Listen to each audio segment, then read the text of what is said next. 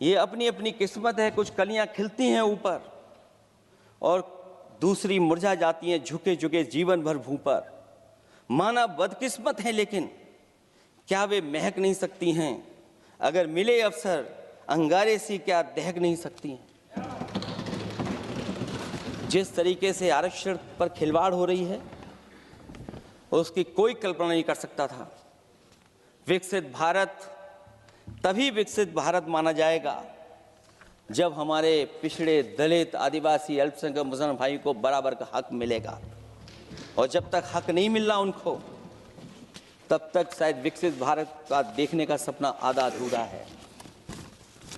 अभी अभी supreme court ने कहा है माइग्रेशन को लेकर के, सुप्रीम कोर्ट ने 16 जनवरी को एक फैसला पलट दिया। हाई कोर्ट के फैसले को पलटते हुए फैसला सुनाया कि यदि आरक्षित वर्ग का कोई उम्मीदवार बिना किसी छूट का लाभ लिए अगर अनारक्षित वर्ग से ज्यादा नंबर प्राप्त करे तो उसे अनारक्षित वर्ग में सेलेक्ट किया जाएगा। क्या सुप्रीम कोर्ट भी कह रहा है? हमारे सरकार की भी नियत है कि सबको आरक्षण मिलना चाहिए जिनका हक हो।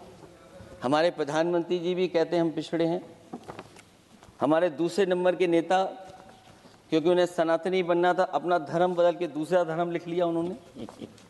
तो कम से कम पिछड़ों का तो ख्याल करिए आप।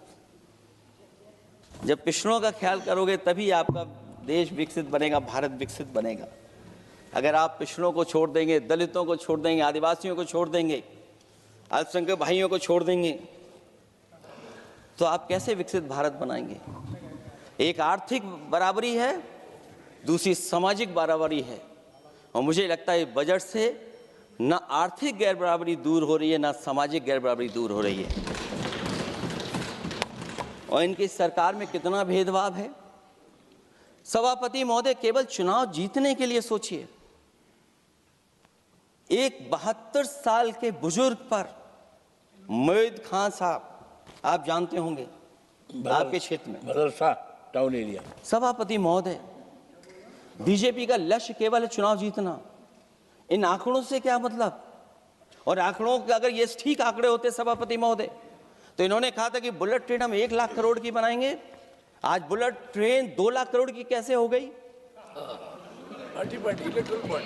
सभापति महोदय कहा कि हम 1 लाख करोड़ में बनाएंगे बुलेट ट्रेन। और बुलेट ट्रेन केवल संपन्न स्टेटों में क्यों? हमारे बंगाल, बिहार और यूपी में क्यों नहीं?